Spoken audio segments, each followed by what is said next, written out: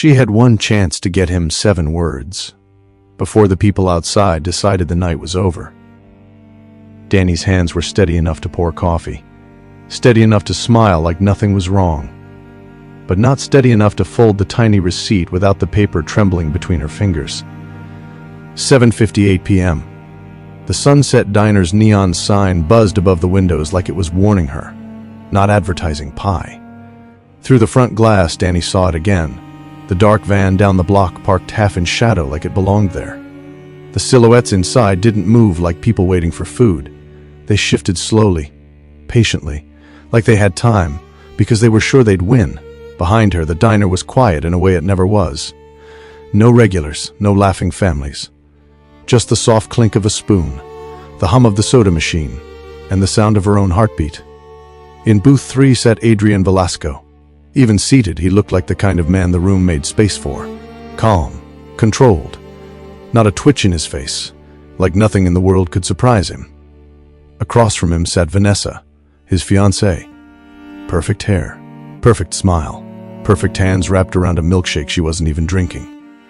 Every few seconds, her eyes flicked toward the windows like she was checking the clock without looking at it. And Dani? She stood behind the counter with a pen, a receipt, and a choice she never asked for. Earlier that day, she'd overheard Vanessa speaking in a voice that didn't match her sweet laugh. "He trusts me. He'll be there." The man sitting with her, scar on his jaw, eyes like he'd already decided how this would end, had answered like it was just business. "Good. Our men will already be outside." Now they were. Dani didn't need to see their faces to know. She noticed the side door handle, just slightly off, like someone had tested it, like someone had checked how fast they could get in.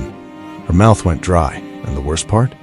She could have walked away. She could have clocked out early, pretended she never heard anything, told herself it wasn't her problem.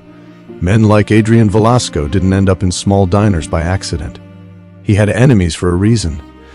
But some moments don't let you stay neutral. Some moments teach you what you're made of, right before the world punishes you for it. Dani looked at Adrian again. He wasn't smiling, but he wasn't afraid either. One arm rested along the back of the booth like this was a date night he could control, like the word danger didn't live anywhere near him. Vanessa finally looked up at him and forced a soft laugh. "This is cute," she said. Her voice shook at the end. Adrian leaned forward, gentle. "You wanted normal," he said. "So tonight, you get normal. Normal." Dani pressed the receipt between her palms. 7 words. That was all she could fit. That was all she could risk. Her co-worker, Monica Lane, stood in the kitchen doorway with wide eyes, giving the smallest shake of her head. Don't do it. Big Roy, their boss, had already locked the front door like that would stop a storm. But the storm was parked down the block. Dani swallowed hard. Then she stepped out from behind the counter. Every footstep sounded too loud on the checkered floor, like the whole diner was listening. She noticed everything too clearly. The gloss on Vanessa's nails, the way her shoulders stayed stiff like she was bracing for impact, the way Adrian's eyes tracked the room without looking like he was tracking the room. He noticed Dani before she reached the table, not with surprise, with recognition, like he remembered her face and didn't want to. She set the tray down and placed the napkin beside his hand. Her voice stayed low, controlled, like she was still just a waitress doing her job. "Here you go." Adrian's gaze held hers, steady, unreadable, the kind of stare that made people feel seen and measured at the same time. Dani slid the folded receipt beneath the napkin with the smallest movement she could manage. Then she whispered the only thing that mattered. "Please read it." His fingers closed over it instantly, smooth as breathing. He didn't look down. He didn't flinch. He didn't give Vanessa anything to notice. He lifted his milkshake, took a slow sip, and unfolded the note beneath the table where no one could see. Dani watched his face. Nothing. No shock. No anger. No panic. Then his jaw tightened, so slightly most people would miss it. Adrian set the milkshake down like he was placing a glass in a quiet library. He looked up at Vanessa. Softly, almost kindly, he asked, "Why?" Vanessa froze. Her smile didn't fall right away. It cracked first. A shadow moved across the front window. The van doors. The figure stepping out. The moment arriving. Vanessa's lips parted, but no words came. Adrian's hand stayed relaxed on the table. His eyes didn't. They were sharp now. Focused. Like he'd just stepped into a version of himself she never wanted to see. And before Vanessa could speak, the first violent sound hit the diner. Not a scream. Not a siren. A sharp crash that turned every head and sent a chill straight through the room. If you've ever been betrayed by someone you trusted, you already know this truth. The worst betrayals don't start with hate.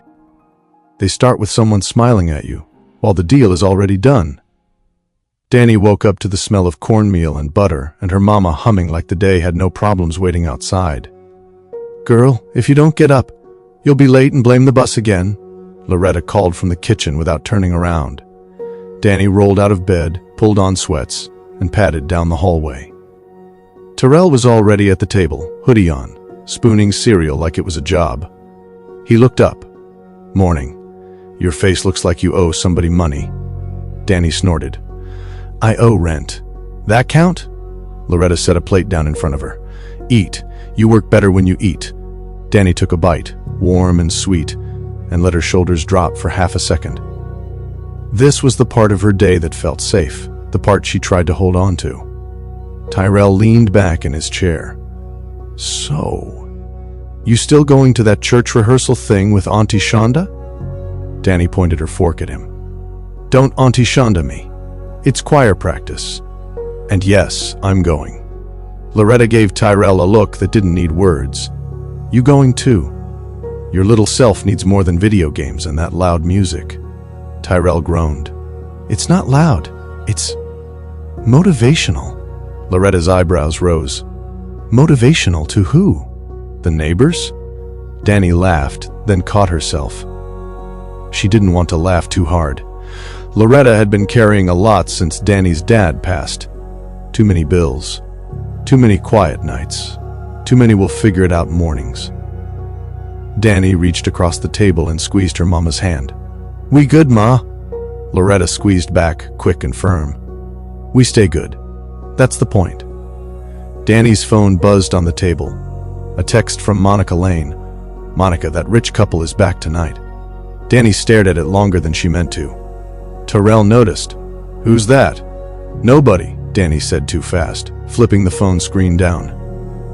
Loretta watched her, eyes soft but sharp. "Dani, I'm fine," Dani said, forcing a smile. "Just work stuff." Loretta didn't push. She just said, "Keep your head on straight. Don't let other people's drama pull you off your path." Dani nodded like she agreed. She did agree. That was the problem. Outside, the morning sun was already heating the sidewalk. Dani hugged Loretta, grabbed her bag, and headed for the bus stop. Terrell called after her, mouth full. "Bring me pie if Big Roy lets you." Dani held up her hand without turning. "If you clean that kitchen," Terrell scoffed. "That's not part of my contract." Loretta yelled, "Boy!" Dani smiled to herself as she walked out. The neighborhood was waking up. Porch radios, kids on bikes, someone washing a car with a water hose turned too high. Stability. That was what she was chasing. She checked her phone again at the bus stop. Monica's message was still there. "That rich couple is back tonight." Dani slipped the phone into her pocket like she could bury the thought with it. But it didn't bury. It sat in her chest and waited. Comment where you're watching from. Would you ignore that text or ask questions? Subscribe for the next part. The bell above the diner door jingled when Dani walked in, and the cool air hit her face like a reset. Monica Lane was behind the counter already, hair wrapped, lip gloss shining, moving like she owned the place, even though Big Roy's name was on the papers. "Look who finally decided to show her face," Monica said. "I was about to send a missing person report." Dani tied her apron. "I'm not late." Monica pointed at the clock. "You're close enough to late that my spirit felt it." Dani reached for the coffee pot. "Where's Roy?" "Back office," Monica said, counting coins like he's a pirate. As if summoned, Big Roy shuffled out, wiping his hands on a towel. He was big, bald, and always tired-looking, like the diner was raising him instead of the other way around. "Morning," Roy said. "No drama today." Monica made a face. "That's asking for too much. Roy pointed at the menu board. I'm serious. No arguing with customers. No side talk.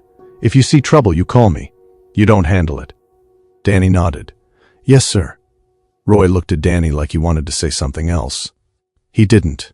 He just walked away. The morning rush hit fast. 2 construction guys in dusty boots. A nurse still in scrubs. A retired couple who always shared pancakes and bickered like it was romance. Dani moved table to table, smooth and practiced. How you want your eggs? Refill on sweet tea? Baby, if you call that extra crispy?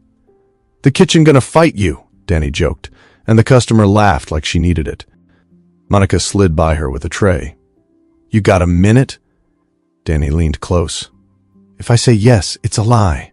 Monica lowered her voice anyway. That couple, the one I texted you about. Dani's stomach tightened. Monica. I'm just saying, Monica went on. They came in late last time, dressed too nice for midnight pancakes. The man was polite, though. Quiet. The woman looked like she was acting. Dani kept her face neutral. People act all the time. Monica studied her. You care more than you're pretending. Dani shook her head. I'm working. A guy at the counter waved Dani over. He was a regular named Vince, always talking like he had inside information. Hey, Vince said, lowering his voice like he was about to confess something big. Y'all heard about Velasco? Dani froze for half a beat. What about him? Vince leaned in, eyes bright. I seen his guys around town. Black SUVs. Tinted windows. They've been posted up near Speedway like they waiting on somebody. Monica let out a little laugh that wasn't funny. Why are you telling us like it's weather? Vince shrugged. It is weather. It comes, it goes. You just don't stand outside when it hits. Dani forced a shrug. Could be anybody. Vince smirked. Sure, anybody with matching suits and earpieces. Dani picked up his empty plate. Eat your pie, Vince. He raised his hands. I'm just warning y'all. Tucson get weird when big money gets nervous. Dani walked away, jaw tight. Monica followed her to the drink station. You okay? Dani poured soda too hard, fizz rising. I'm fine. Monica's eyes narrowed. You always say that when you're not. Dani took a breath and pulled her phone out. A missed call from her cousin, Shanice. Dani hit callback while wiping the counter. Shanice answered with noise in the background. Dani, you coming to rehearsal tonight or are you going to disappear again? I'm coming, Dani said. I just got to get through work. Good, Shanice said. Pastor's wife asked about you. She said she likes your voice when you actually show up. Dani smiled despite herself. Tell her I'm alive. Shanice laughed. You better be. Also, Ma Loretta told me Tyrell been acting grown. Keep an eye on him. I always do, Dani said, eyes drifting to the front window for no reason. Shanice lowered her voice. Everything okay? Dani looked at Monica, then away. Yeah, just tired. Shanice didn't believe her, but she let it go. All right, love you too. Dani hung up and slipped her phone back in her apron. Monica tapped the counter twice. That Velasco talk got you tense. Dani shook her head. I don't even know him, Monica's expression said. Maybe you do. Dani grabbed a tray and walked back to the floor. The diner looked normal. That was what scared her. Because sometimes the loudest problems walk in wearing calm faces. Like if you want justice for anyone who gets betrayed in this story. Comment what you think Dani should do next, mind her business or stay alert. Adrian Velasco's morning didn't start with pancakes and jokes. It started with numbers. He sat in a clean, bright study with glass walls and a view of Tucson that made the whole city look peaceful. Like nothing ugly ever happened here. Like people didn't make deals in whispers. Carlos Mendoza stood near the desk, tablet in hand, voice low. The shipment route changed, Carlos said. Not our call. Somebody pushed it. Adrian didn't look up. Who? Carlos hesitated. Miguel's people been moving like they got permission. Adrian's pen stopped. Miguel doesn't move without trying to prove something. Carlos nodded. That's what worries me. Adrian finally looked up. His face was calm, but his eyes weren't soft. "We don't make noise in this city," he said. "No drama. No families. No kids. You know my rules." Carlos's jaw tightened. "I know." Adrian leaned back. "I built what I built because I don't allow chaos." Carlos's phone buzzed. He checked it, then slid it across the desk. A photo, a black van parked on a side street, men near it, barely visible. Adrian's gaze sharpened. "They already here." Carlos watched him carefully. "This is why I said we should tighten security." Adrian's phone rang. "Vanessa." His face shifted in a way it only did with her, like he was putting down a heavy load for a second. He answered. "Hey." Her voice came sweet. "Hi, babe." Carlos stepped back, giving space, but he stayed in the room. Vanessa continued, light and playful. "I was thinking, can we do something simple tonight?" Adrian's brow lifted. "Simple?" "Yes," she said quickly. "No private rooms. No big places, just regular. Like we're normal." Adrian let out a small laugh. "We are normal." Vanessa didn't laugh back. "Adrian." That one word carried pressure. He softened his tone. "Where do you want to go?" "The Sunset Diner," she said, too fast, like she'd rehearsed it. "We can go late. It'll be quiet." Adrian glanced at Carlos. Carlos's face didn't change, but his eyes did. Adrian turned back to the window like he was thinking it through. "A diner," he repeated. Vanessa tried to sound cute. "I want milkshakes." "Don't judge me." "I'm not judging," Adrian said. "I'm surprised." She exhaled like she'd been holding air. "So you'll do it?" "Yes," Adrian said. "We'll do it." Vanessa's voice warmed. "Thank you, and can it just be us? No usual crowd. I want you to myself." Carlos's head lifted slightly at that. Adrian paused. "You want no security?" "I just want privacy," Vanessa said, sweet again. "Please." Adrian's eyes stayed on the city. "All right," he said, "just us." Vanessa laughed softly. "I love you." Adrian's voice dropped. "I love you too." He ended the call. Carlos took a step forward. "That was specific." Adrian's expression went flat again. "She wants a quiet night." Carlos crossed his arms. "Or she wants fewer witnesses." Adrian's gaze snapped to him. "Watch your mouth." Carlos didn't flinch. "I'm watching your life." Adrian stood slowly, measured. "Vanessa isn't the enemy." Carlos held his ground. "You sure?" Adrian's voice went colder. "With my life."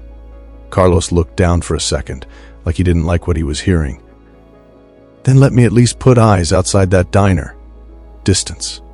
Quiet. Adrian stared at him, jaw set. Carlos added, softer, "I'm not trying to control you. I'm trying to keep you breathing." Adrian exhaled once. "Fine," he said, eyes outside. "No scene." Carlos nodded. "Done." Adrian walked past him toward the hallway. Carlos spoke again. "Careful. You want me to run background on Miguel's movements today?" Adrian didn't stop walking. "Do it." Carlos watched him go, worry sitting heavy behind his eyes. Adrian stepped into his bedroom and opened a drawer. Inside was a small velvet box. He stared at it like it was a door to another life. A life where trust wasn't a gamble. A life where a simple diner date didn't feel like a test. Adrian closed the drawer, then opened it again, like he couldn't decide what future he believed in. Comment what you think Adrian should do. Trust Vanessa or listen to Carlos. Subscribe for the next part, because Dani's subtle history with Adrian changes everything. Late morning, the diner slowed just enough for Dani to breathe. She grabbed a rag and started wiping booth 3, same booth she'd been watching all shift without knowing why. Monica passed by and bumped her shoulder. "You cleaning like you mad at the furniture?" Dani kept wiping. "I'm cleaning like I want my check." Monica laughed and walked away. Dani's hand moved in circles over the table, and her mind drifted. Back to a night a few weeks ago she tried not to think about. It was late. Close to closing. The diner was thin with customers, mostly drunk ones looking for grease and something to soak up bad choices. A man she didn't recognize slid into a booth, loud from the start, acting like the diner was his living room. Dani approached with her notepad. "Hey, what can I get you?" He looked her up and down and smiled, like he didn't know how to behave. "I can think of a few things." Dani's smile stayed. Her tone didn't. "Food. I meant food." He laughed and reached out, too fast. His hand grabbed her wrist, not hard enough to bruise, hard enough to be clear. Dani's stomach flipped. She tried to pull back. "Let go." He leaned in. "Don't be like that." Dani's voice sharpened. "Let go. Now." Big Roy was in the back. Monica was at the counter with 2 orders. For a second it felt like the whole room went quiet around her. She saw the front door open. A man walked in wearing a simple shirt, no flash, no big energy, just calm. He scanned the room once, quick. His eyes locked on Dani's wrist. He didn't rush, he didn't shout. He walked over like he was stepping into something he already decided to stop.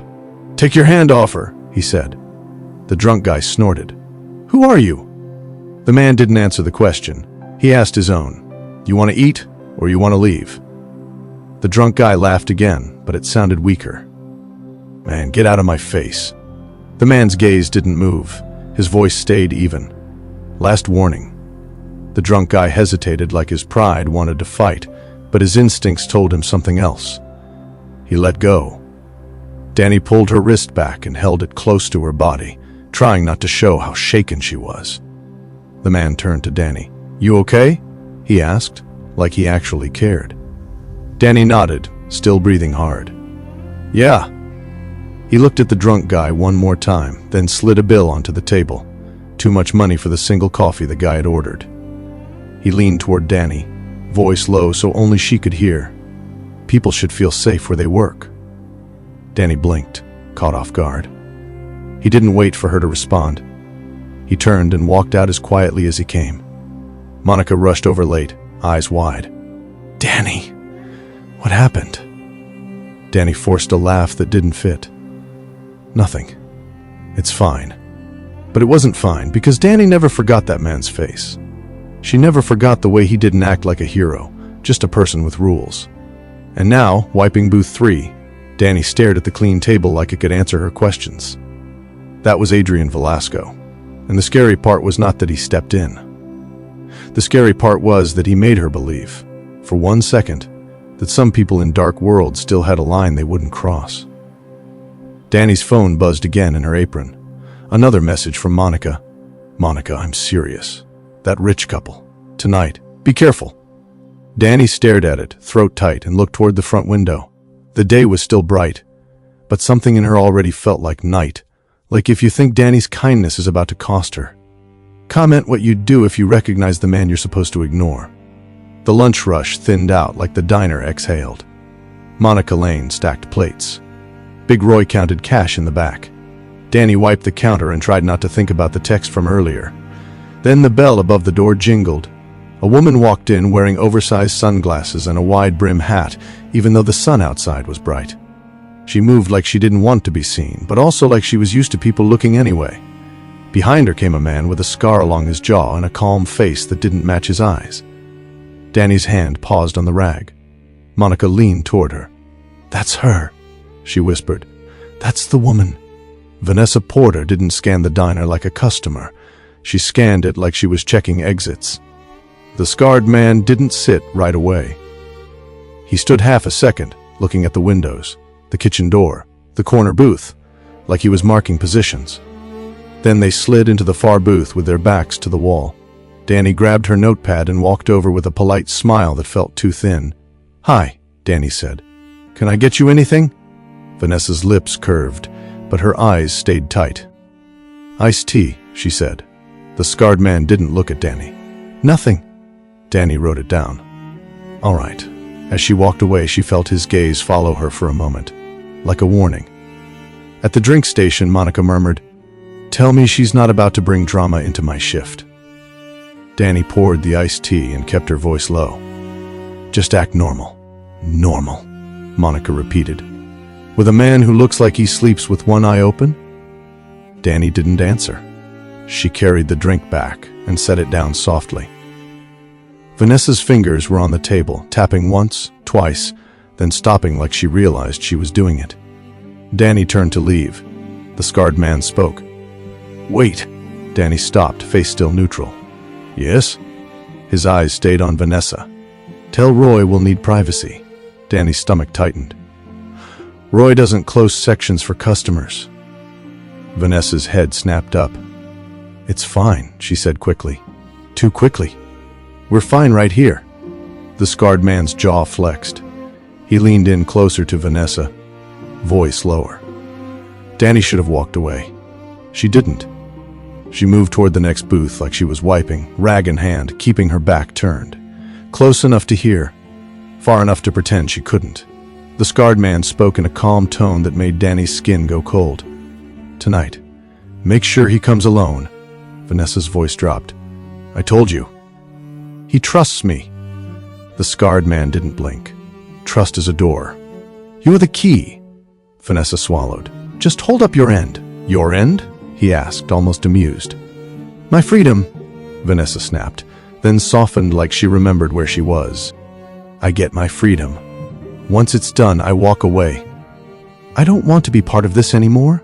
The scarred man leaned back. "You chose it. Now you finish it." Vanessa's breath shook. "He'll be there. I picked the place. He thinks it's a sweet night." The scarred man's eyes narrowed. 8. Vanessa nodded. "And listen," he added, voice flat. "They're already outside by 8. Dani's grip on the rag tightened so hard her knuckles hurt. Vanessa whispered, "Don't do it inside." The scarred man's mouth twitched like he didn't care about her comfort. "We'll do what we have to do. You just get him through the door." Dani's heart pounded so loud she was sure they could hear it. Vanessa's voice turned desperate. "He's not supposed to die like that." The scarred man cut her off. "You're supposed to stop talking." Silence. Then Vanessa forced a small laugh, louder, fake. "Okay, fine. Just don't let it get messy." The scarred man's gaze slid toward the kitchen for a second. "That depends on how loyal his people are." Dani backed away. Slow. She almost bumped into a chair. Monica caught her arm near the counter. "Dani, what's wrong with your face?" Dani opened her mouth and no sound came out at first. Then she whispered, "It's tonight." Monica blinked. "What's tonight?" Dani's eyes stayed on the booth. Vanessa's shoulders were stiff. The scarred man's posture was calm, like this was a grocery list. Dani swallowed. "She's setting him up." Monica's smile vanished. Vanessa stood, adjusted her hat, and slid cash onto the table without touching the iced tea. The scarred man stood with her, and as they headed for the door, he glanced once at Dani. Not a threat with words, a threat with certainty. The bell jingled again, and the diner felt smaller. Comment what you think Dani should do next, warn him or protect herself. Subscribe for the next part. Dani didn't wait for the door to fully close.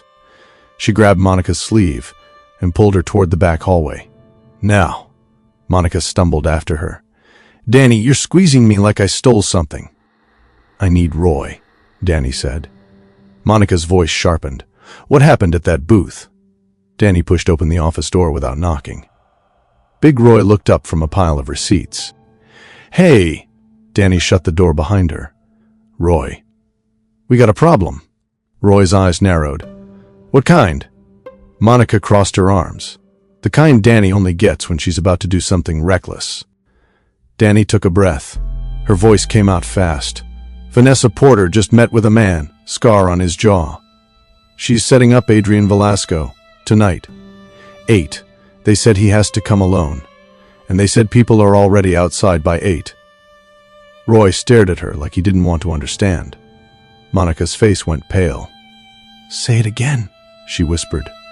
Roy slowly pushed his chair back. "You sure you heard right?" Dani nodded hard.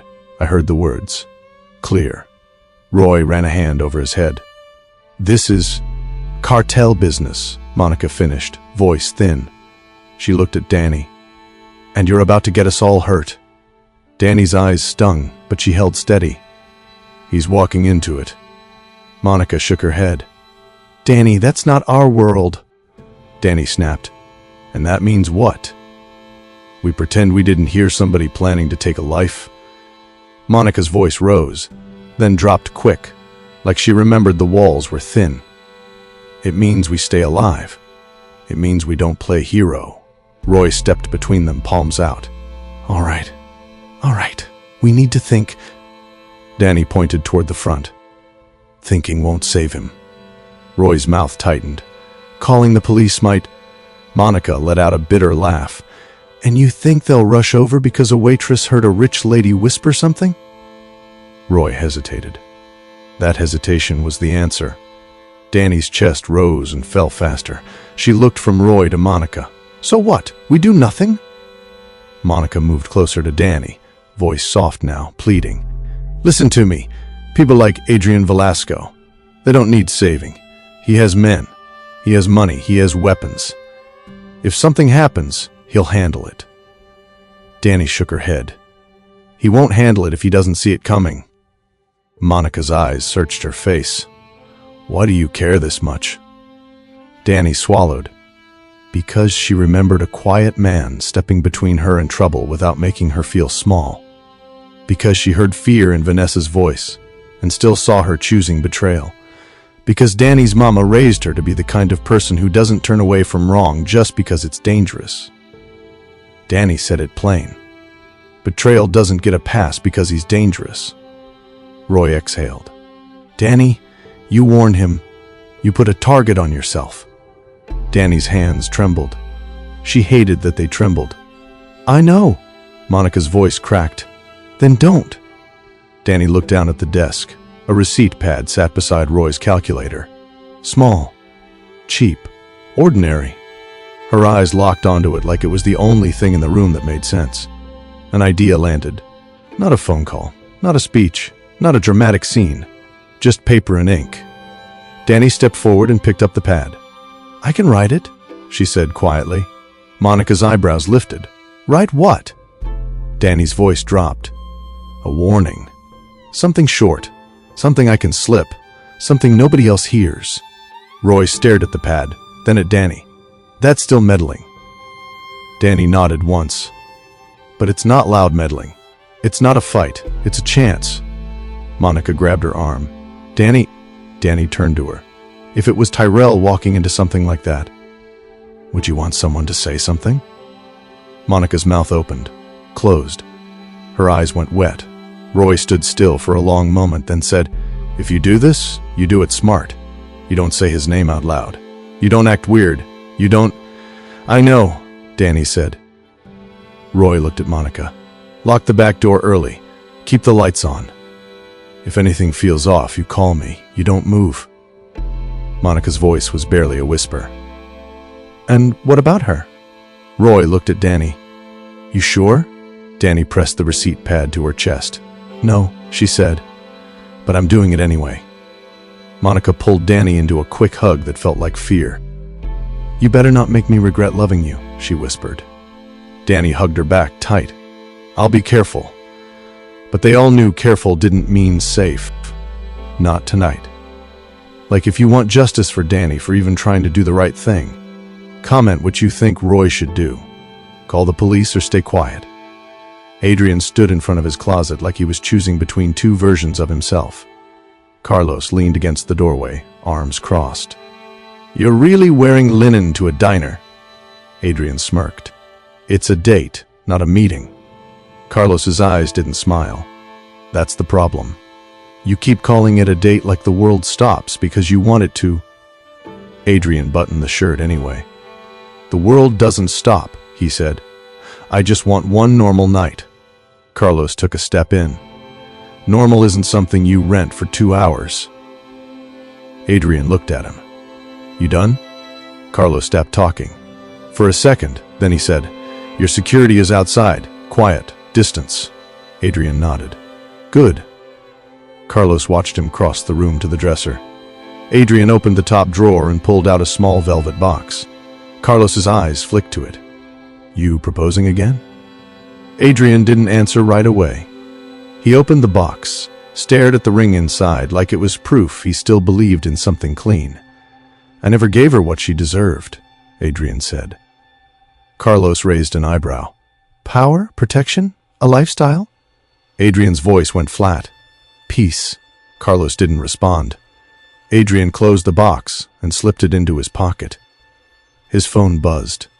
A text from Vanessa. Vanessa, please come without the usual crowd. I want it to be just us. Adrian stared at the screen. Carlos saw his face change. What? Adrian didn't hand him the phone. She wants privacy. Carlos's voice sharpened. Or she wants you isolated. Adrian's jaw clenched. You're not starting that again. Carlos stepped closer, lowering his tone. I'm not trying to fight you. I'm trying to keep you alive. Adrian's eyes held his. She loves me. Carlos didn't blink. Maybe. Or maybe she loves what you built. Adrian turned away, grabbed his watch off the dresser. You're still putting eyes outside, right? Carlos nodded. Yes, then that's enough, Adrian said. Carlos hesitated like he had more to say, then asked, What's in the box? Adrian paused at the door. Hope, he said quietly. Carlos's expression softened for a second. Then it hardened again. Hope can blind you. Adrian looked back, eyes steady. So can fear. He walked out, and Carlos stood in the doorway, watching like a man who already felt the night getting sharp. Comment what you think Adrian should do. Bring security closer or trust the normal night? Subscribe for the next part. Dani's prep starts now. The sky turned that late afternoon gold that always made Tucson look calm, even when people weren't. Dani stood by the diner window pretending to wipe the glass while her eyes tracked the street. A car rolled by slow, too slow, then another, same color, same pace, like they were circling. Monica Lane walked up beside her, voice low. You seeing what I'm seeing? Dani nodded without looking away. Yeah. Big Roy clicked the locks early, pretending it was normal. We closing the sign at 7, he said, loud enough for the empty diner to hear. Regulars can come tomorrow. Monica shot him a look. Roy cut her off with a glance. Do your job. Monica exhaled through her nose. My job is coffee, not this. Dani's phone buzzed. A text from Tyrell. Tyrell? You bringing pie or not? Dani stared at the screen for half a second, then typed with her thumb. Dani, lock the door when you get home. Don't open for anybody. Not even if they say they know me. She hit send, then immediately felt her throat tighten. Because that text made it real. Not a rumor. Not a story. Real. Monica watched her. You just told him to lock the door. Dani nodded. I had to. Monica's voice shook. Dani, you got family? You hear yourself?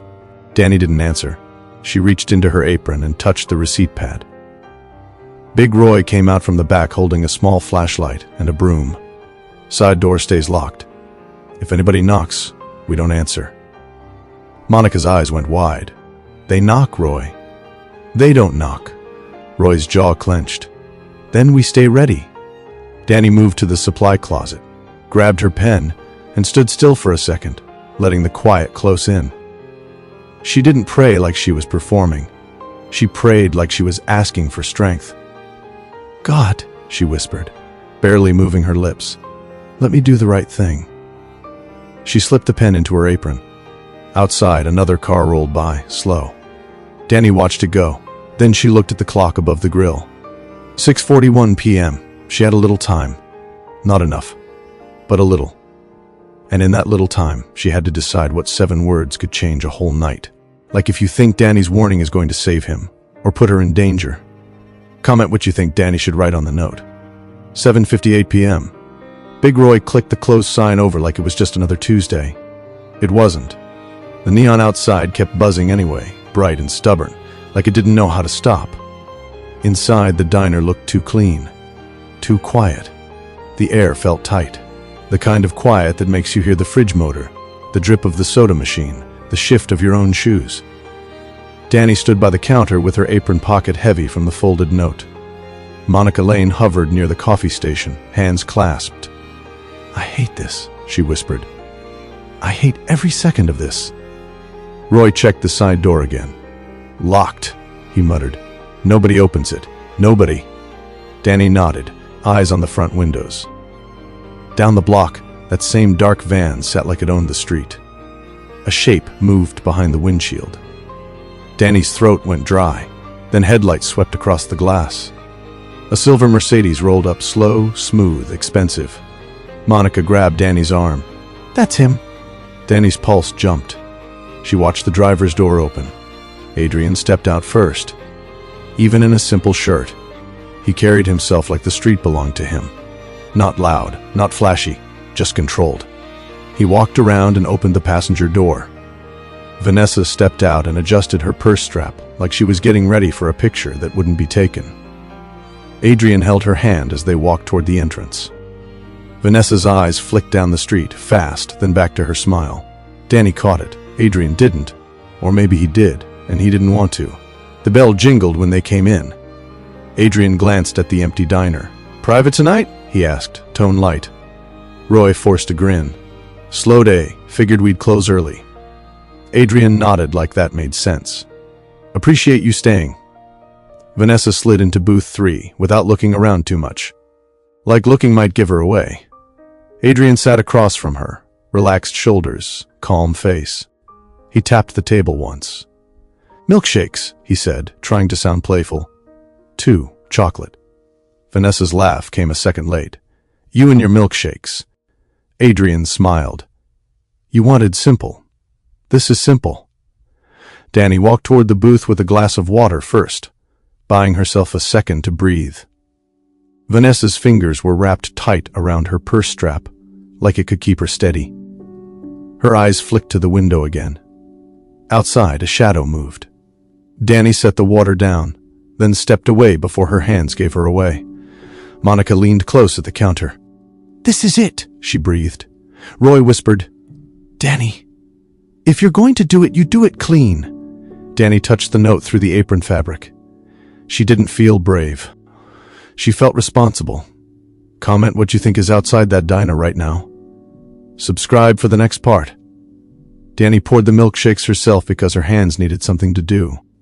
She carried them over on a tray like it was just another order. Vanessa's smile was still on, but it looked glued.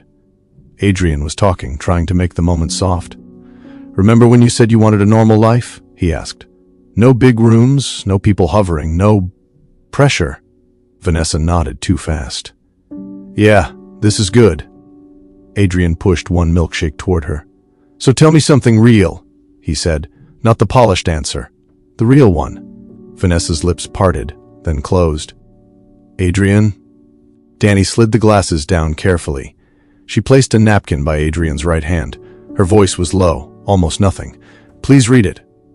Adrian's eyes snapped to hers. Not startled. Focused. Like he understood the weight of those words without needing the explanation. His fingers closed over the folded paper in one smooth motion, hiding it under his palm. Vanessa didn't notice, or she pretended not to. Dani stepped back, heart pounding, and forced herself to walk away like nothing happened. From the counter, Dani watched Adrian lift his milkshake and take a slow sip. Calm. Too calm. Under the table, his other hand unfolded the note. Dani couldn't see the words now, but she knew them by memory. "Your fiancé made a deal. They're already outside." Adrian's face didn't change, but his jaw tightened once, small and sharp. He set the milkshake down with a soft clink. Then he reached across the table and took Vanessa's hand. Not rough, not angry, gentle. Vanessa looked confused for half a second. Then her eyes widened like she realized the room had shifted. Adrian's voice came quiet. "Why?" Vanessa froze. Her throat moved like she was trying to swallow fear. She forced a laugh that didn't sound like her. "What are you talking about?" Adrian held her hand a little tighter, still calm. "Don't do that," he said. "Not tonight." Vanessa's eyes flicked to the windows again. Adrian followed her gaze without turning his head. A shadow crossed the glass. Dani's breath caught. Vanessa whispered, "Adrian." Adrian kept his eyes on her. "Tell me the truth." Vanessa didn't answer. And the silence lasted just long enough to feel like a decision. Like if you want justice for Adrian after that one word. Why? Comment what you think Vanessa's about to say. The first sound wasn't a scream. It was a hard crash against the front window. Glass spidered, then burst, raining onto the empty booths. Monica ducked behind the counter with a sharp gasp. Roy dropped flat in the kitchen doorway, grabbing Monica's sleeve and pulling her down with him. Dani's body moved before her mind did. She hit the floor behind the register, hands over her head, breath trapped in her chest. Vanessa screamed once, short, then slapped a hand over her own mouth like she didn't want it to escape. Adrian didn't scream. He moved. He yanked Vanessa down and shoved the table sideways, flipping it so it covered them. The table hit the floor with a heavy slam. A second loud impact hit the front door like someone tested it with force. Adrian's voice cut through the chaos, low and controlled. "Stay down," he told Vanessa. Vanessa clutched his sleeve. "Stay down," he repeated, not louder, just firmer. Outside, footsteps pounded the sidewalk. A shadow crossed the broken window, then another. From her spot behind the counter, Dani saw Adrian glance once toward the side of the diner, like he was tracking angles. Monica whispered to Roy, voice shaking, "They're coming in." Roy's eyes were wide. "Don't move," he mouthed. Then a man appeared at the edge of the broken entrance. Dark jacket, face half covered by the doorframe. He pushed in.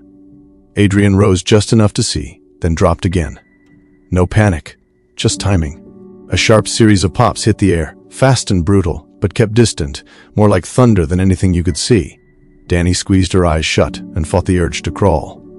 She heard Monica whisper pray under her breath. Then, another set of sounds outside. Different. Louder footsteps. Doors slamming, quick commands in low voices. "Carlos!" Dani didn't see him yet, but she felt the shift, like the street suddenly pushed back. A voice outside barked, "Move, move!" Another voice answered with anger. Miguel's voice, unmistakable now. He knew! Dani's stomach dropped. Miguel stepped into view near the broken window for a second, and she saw the scar along his jaw, his face twisted with frustration. His eyes flicked around the diner. He saw the flipped table. He realized Adrian wasn't caught asleep. Miguel backed out fast, yelling something at his people. Tires screeched down the street.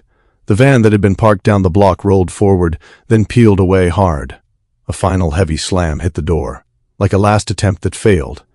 Then the street noise started to pull back. Inside, the diner was wrecked. Glass on the floor. Table shifted. Milkshake spilled, spreading slow. The normal night was gone, forever. Adrian stayed crouched behind the table, one hand steadying Vanessa, eyes hard, listening until the outside noise faded enough to trust. Then he looked toward the counter. He locked eyes with Dani. And Dani saw something in his face that chilled her more than the crash. Not fear. Clarity. Comment what you think Carlos is doing outside right now. Subscribe for the next part, because the real damage is about to hit. When the street finally quieted, Adrian didn't jump up like it was over. He rose slowly, keeping Vanessa close, scanning the broken entrance like he expected a second wave. Carlos rushed in through the front, stepping over glass like it was nothing. He had two men behind him, both alert, both watching angles. Carlos's eyes went straight to Adrian. "You hit?" Adrian shook his head once. "I'm good." Carlos's gaze cut to Vanessa. Vanessa looked like she'd forgotten how to breathe. Her makeup wasn't smeared from tears yet, just shock, like her face couldn't pick an emotion fast enough. Carlos's voice went hard. Why was Miguel here? Vanessa flinched at Miguel's name like it burned. Adrian lifted a hand slightly toward Carlos. Not a command, more like a boundary. "Give me a second." Carlos held still, but his jaw flexed. Adrian turned to Vanessa. His voice was quiet, and that made it worse. "You said a normal night," he said. "You asked me to come without the usual crowd." He paused, and men showed up outside like they knew the schedule. Vanessa shook her head fast. "I was scared," she whispered. Adrian's eyes didn't blink. "Scared of what?" Vanessa's shoulders started trembling. "He promised," she said, voice breaking. "He said if I did it, I could leave. I could walk away. I didn't want to live like this anymore." Adrian stared at her like she was speaking a language he couldn't accept. "You could have told me," he said. Vanessa cried harder, words spilling now. You don't listen when you're in that mode. You don't hear me. You hear business, rules, codes. Adrian cut in, still calm. I would have heard you if you spoke to me, he said. You didn't speak. You traded me. Vanessa reached for him, desperate. Adrian, please. He stepped back, just one step. Not hate. Distance. Finality. Carlos moved in immediately, not rough, just decisive. He took Vanessa by the arm. Come on. Vanessa pulled back, eyes wide. No, Adrian, please, I'm sorry. Adrian didn't yell. He looked at her like his heart was doing something it didn't want to do. Then he nodded once at Carlos. Carlos guided her toward the door. No insults, no extra force, just removal. Vanessa's sobs faded as she was taken outside. The diner felt too open without her voice. Adrian stood in the wreckage, breathing slow, like he was trying to keep himself from breaking in front of witnesses. Then he turned toward the counter. Dani stood up carefully, glass crunching under her shoe. Adrian walked over, stopped a respectful distance away, and looked at her like he was seeing her for the first time all over again. You? He said softly. You warned me. Dani's throat tightened. Yeah. Adrian's eyes dropped to her hands. They were shaking. He reached out and took her hand. Brief, steady. Not romantic, not bold, grounding. A thank you that carried weight. You didn't have to do that, he said. Dani swallowed. I couldn't watch it happen. Adrian released her hand gently, like he knew staying longer would pull them into something complicated. He nodded once. You did the right thing. Dani looked at him, voice small. And now what? Adrian's gaze slid to the broken door, the street beyond it. His voice stayed low. Now everything changes. Like if you want justice for Dani for risking everything, comment what you think Adrian should do next. Walk away or strike back clean. The sirens started as a distant wail, then grew louder, washing the diner in red and blue flashes through the broken window. Adrian's head turned slightly, like he was counting seconds. Cops, he said under his breath. Carlos was already at the door. We can't be here when they walk in. Monica Lane popped up from behind the counter, eyes wide. You're just leaving? Carlos looked at her. You want him in handcuffs? Dani stepped forward, glass crunching under her shoe. Go, she told Adrian, even though her voice shook. Before it gets worse. Adrian held Dani's gaze for half a second, long enough to say thank you again without words. Then he turned and walked out with Carlos and the men, fast and controlled, disappearing into the night, like the diner never happened. For a moment, Dani stood there staring at the door he'd used, trying to convince herself it was over. Monica grabbed a broom with shaking hands. Everybody breathe, she said, voice thin. Everybody just... Big Roy moved around the floor, checking corners, checking the side door again. Police gonna ask questions, he muttered. Stick to the truth. We were closed. We heard a crash. We got down. Dani nodded, but her mind wouldn't settle. Then Monica's eyes flicked to booth 3. Vanessa's booth. Vanessa was gone, but her purse strap had snapped in the chaos. It sat half under the table like someone had kicked it. Monica walked over slowly, like the purse might bite. Monica, don't, Dani started. Monica crouched anyway and pulled it out with 2 fingers. A small card slid out and skated across the floor. Dani's chest tightened. What is that? Monica picked it up and read it. Her face changed so fast it scared Dani. What? Dani pressed, stepping closer. What does it say? Monica held the card up with a shaking hand. In neat, cold writing, it read, Waitress, Dani Brown, West Side. Dani's stomach dropped so hard she had to grab the counter. Roy leaned in, squinting. That's your full name. Dani's voice came out small. Why would she? Monica's eyes filled. Because you got in the way. Outside, the sirens got louder. And Dani realized the warning note didn't just save Adrian. It may have put her family on a list. Like, if you want justice for Dani after that card. Comment what you think Dani should do right now. Dani didn't wait for the police to walk in. She grabbed her bag. yanked her apron off, and looked at Roy like she needed permission and didn't care if she got it. Roy nodded once. "Go." Monica rushed behind her. "I'm coming with you." Dani shook her head. "You stay. If cops ask, you keep it simple." Monica grabbed Dani's wrist anyway. "Dani, that card had your name on it." "I know," Dani whispered, pulling free. "That's why I'm going." She ran to her car, hands slippery on the wheel, and drove through West Tucson like every stoplight was an insult. When she turned onto her street, her chest tightened.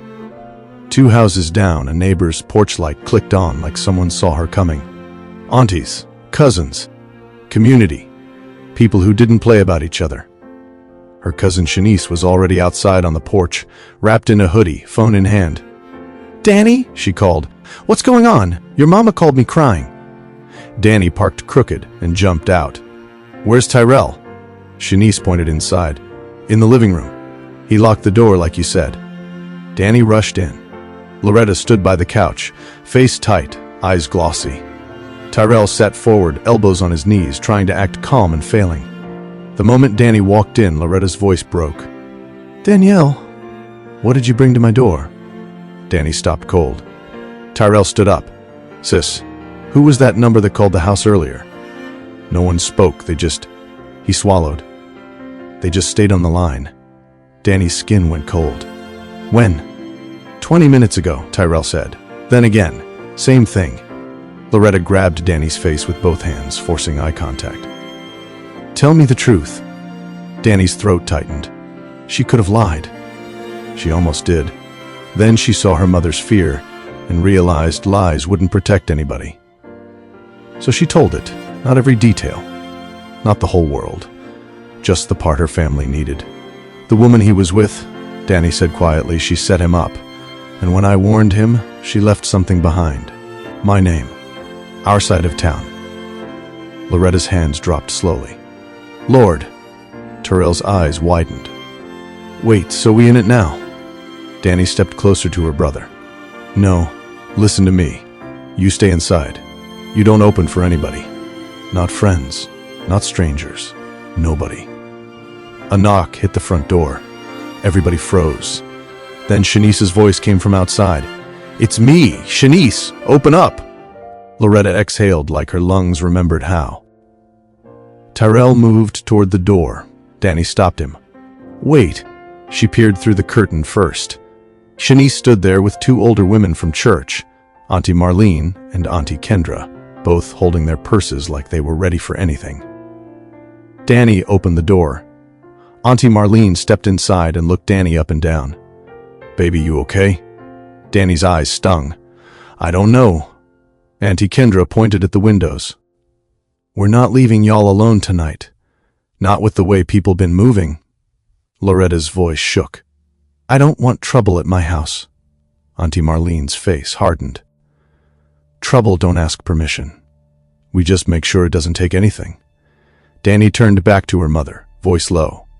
"Ma, I'm sorry." Loretta looked at her for a long moment, then pulled her into a tight hug. "I raised you to do right," she whispered. "But doing right shouldn't put your brother at risk." Dani held on like she needed the hug to stay standing. "I know." Outside, a car rolled past slow. Auntie Kendra peeked through the blinds. That one been circling. Dani's heart pounded. It wasn't over. It had followed her home. Comment where you're watching from. Would you stay and defend your home or move your family tonight? Subscribe for the next part. Adrian sat in the back seat of his SUV, city lights sliding across the windows like moving bars. Carlos drove with both hands on the wheel, jaw tight. 2 men followed behind them in another vehicle. For a full minute, nobody spoke. Then Carlos broke first. "We end Miguel tonight." Adrian's voice stayed calm, but there was steel under it. "No." Carlos glanced at him in the mirror like he thought he misheard. "No?" Adrian leaned forward slightly. "You want bodies on the street? You want the whole city loud? You want kids hearing it through their walls?" Carlos's mouth tightened. "He came at you. In public. In your face." Adrian's eyes stayed forward.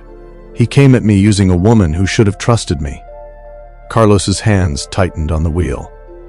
And he used that waitress. Adrian's gaze sharpened. What about her? Carlos hesitated, then pulled the card out of his pocket and handed it back without turning around. This fell from Vanessa's things when we grabbed her. Adrian took it, read it, and his face went still.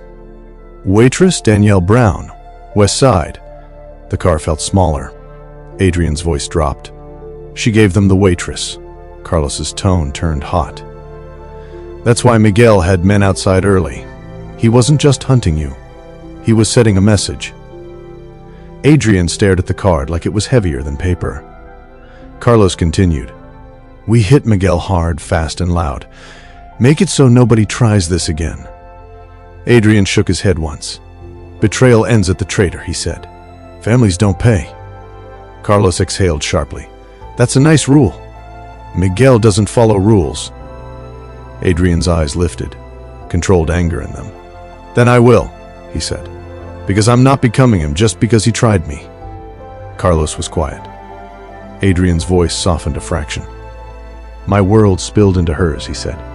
That's on me now. Carlos nodded once, respecting it even if he hated it. So what's the move?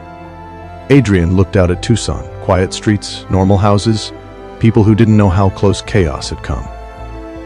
His voice turned decisive. We end this clean. If you're still with me, comment loyalty, because this is where you find out who's real and who was just close for convenience. Adrian didn't go to a nightclub or a mansion to plan. He went to a plain warehouse office near the edge of town. No sign outside, just a metal door and a desk with a map. Carlos laid out options. We can pull men. We can block streets. Adrian shook his head. No chaos. Carlos tapped the map. Miguel uses the industrial lots off I-10. Trucks, noise, cameras that don't work. Adrian nodded. Good, we'll use that. Carlos frowned. Use it how? Adrian's eyes stayed steady. Decoy handoff. He'll show if he thinks he's getting something. Carlos studied him. What are we giving him? Adrian didn't answer right away. Then he said, a story he wants to believe. Carlos exhaled. He'll come armed. Adrian's voice was flat. So will we, but we're not doing it in the street. Carlos leaned in. And the waitress? Adrian stared at the card again. We protect her, he said. Not by hiding her. Not by trapping her. By moving the danger away from her door. Carlos nodded slowly. I can put eyes on her block. Quiet. Do it, Adrian said. No uniforms. No threats. Just safety. Carlos hesitated. You going to tell her? Adrian stood. Yes. Less than 20 minutes later, Adrian was back at the Sunset Diner. Police had already come and gone. Reports filed. Glass swept. Roy was still there, exhausted, with Monica beside him. Dani stood near the counter like she hadn't slept in days, even though the night was still young. When she saw Adrian step in, her body tensed. Monica's eyes widened. Oh, no, not again. Roy lifted his hands. We're closed. Adrian raised a palm. I'm not here for food. Dani's voice came sharp. Then why are you here? Adrian met her eyes. No arrogance now, just a clean kind of seriousness. I'm sorry my world spilled into yours. Dani stared at him, anger and fear fighting in her chest. Sorry doesn't lock my door, she said. Sorry doesn't keep my mama calm. Adrian nodded once. I know. Dani stepped closer, low voice, dangerous honesty. Then clean it up. Adrian's jaw tightened like he accepted the order. I will. He paused, then added, Carlos has eyes near your street. Quiet, they won't bother you. They're there, in case Miguel tries to get cute. Dani's eyes narrowed. I don't want your men in my neighborhood. Adrian didn't argue. I don't want them there either, he said.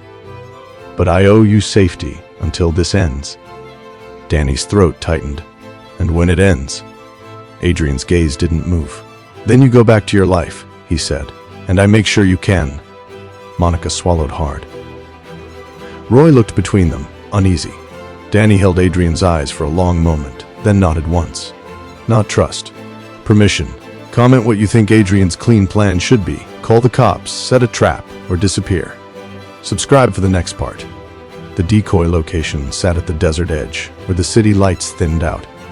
An industrial yard with stacked pallets, idle trailers, and a wide stretch of open space.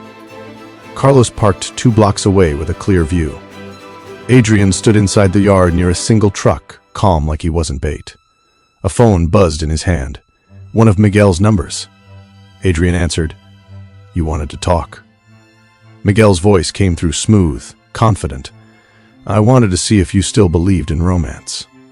Adrian's eyes stayed forward. "Get to it." Miguel laughed softly. "Your fiancée did what she was told. You still walked in. You still almost." He stopped, amused. "You're lucky." Adrian's voice stayed even. "You're not calling for luck." Miguel's tone shifted. "I'm calling because we're going to settle this like men." Adrian glanced at the dark shapes around the yard, places people could hide. "You first."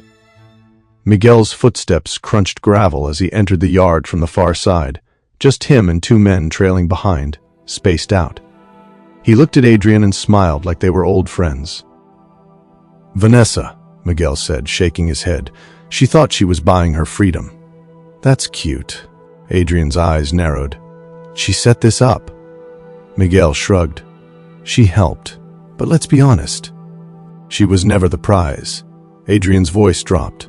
"Then what was?" Miguel's smile widened. Leverage. He lifted his phone slightly. "A waitress with a clean name and a family on the west side. A man like you trying to pretend he has a heart. That's leverage." Adrian went still. Miguel leaned in. "You don't get it, Adrian. I didn't just want you gone. I wanted you reacting. Loud. Messy. I wanted your rules to crack." Carlos's voice came through Adrian's earpiece. Low. "He's confessing. Keep him talking." Adrian forced his breathing to stay slow. "So Vanessa was bait?" Miguel nodded. "Disposable bait. She walked into it because she was scared. And greed helps fear." Adrian's jaw tightened. "And Dani?" Miguel's eyes flicked with interest. "Ah, you said her name like it matters." Adrian took 1 step forward. "It does?" Miguel chuckled. "That's your weakness. You see one good person, and suddenly you want to be good too." Adrian's voice turned sharp. "This is over." Miguel's smile fell. "Is it?" Miguel's 2 men shifted, hands moving toward their waistlines. Carlos's voice in the earpiece snapped. "Now!" Floodlights snapped on from the far end of the lot. Miguel flinched, eyes narrowing. From behind stacked trailers, law enforcement vehicles rolled in. Fast, controlled, no screaming sirens, just engines and commands. Miguel's head whipped around. "You called them?" Adrian didn't smile. "I called your outcome." Miguel backed up a step, rage flashing across his face. "You think this makes you clean?" Adrian's voice was low. "Cleaner than you." Miguel's men froze when they saw the lights and heard the commands. "Hands up! Now!" Miguel's jaw clenched like he wanted to fight the whole world, but the yard was boxed in. He lifted his hands slowly, eyes locked on Adrian with pure hate. "You just chose them over your own." Adrian held his gaze. "No," he said. "I chose to stop letting people like you decide who gets hurt." Miguel was pulled back, cuffed, taken. Still talking, still angry but contained. Carlos exhaled in Adrian's ear. "It's done." Adrian didn't move for a moment. He looked out toward the dark desert, then down at his hands, like he was making sure he didn't become the thing he hated. Then he turned and walked away from the yard without a victory speech. Just relief. If you want more stories where the right choice costs something, but still wins, subscribe to Stories by Mr. Morgan. Vanessa didn't get a dramatic ending. No spotlight, no grand scene, just silence. She sat in a plain room later that night, eyes puffy, phone dead, glam gone. No Adrian, no protection, no future. Just the truth she tried to trade away. The next morning, the Sunset Diner looked like it had survived a storm. A board covered the broken window. A fresh sweep line ran along the floor. Monica taped up a handwritten sign, "Back soon." Dani stood behind the counter with a cup of coffee she hadn't touched. Big Roy came out of the kitchen. "You going home?" Dani nodded. "Yeah." Monica hugged her tight. "You scared me," she whispered. Dani's voice was quiet. "Me too." Outside, a car pulled up. Dani's body tensed until she saw Adrian step out alone. No entourage, no big entrance. He walked to the door and knocked once. Roy opened it halfway. "We're closed." Adrian nodded. "I know." His eyes found Dani. "Just a minute." Roy glanced at Dani. Dani nodded. Roy stepped aside. Adrian walked in and stopped at the counter, hands visible, respectful. Dani didn't smile. "Miguel?" Adrian nodded. "Gone." Dani's shoulders loosened a fraction. "And my family?" "Safe," Adrian said.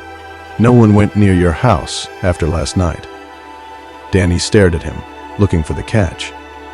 Adrian reached into his pocket and pulled out the velvet ring box. He set it on the counter like it weighed too much to carry. Dani's eyes flicked to it. "What's that?" Adrian's mouth tightened. "A mistake I was about to celebrate." Dani didn't touch it. "So what now?" Adrian's voice turned honest. "Now I keep my word. I clean what I brought near you." He paused, then said the thing that sounded simple but hit hard. "You did the right thing," Adrian told her. "Don't ever stop being that." Dani swallowed, throat tight. "Doing the right thing almost got my brother hurt." Adrian nodded like he accepted the lesson too. "I know. That's why betrayal has an outcome." Dani held his eyes. "And yours?" Adrian looked down once, then back up. "Mine is, I don't get to pretend I can be half one thing and half another," he said. "Not if innocent people pay." He slid the ring box back toward himself. "This stays with the past." Dani watched him for a long beat. "Then go," she said softly. "And mean it." Adrian nodded once, a quiet promise, then turned and walked out. Dani stood there in the diner that smelled like coffee and cleanup, feeling something new settle in her chest. Not romance, not fantasy, just pride. Because she didn't look away, and her family was still breathing. Betrayal didn't win. Not this time. Drop a comment. What's the worst outcome of betrayal? Losing love, losing trust, or losing yourself?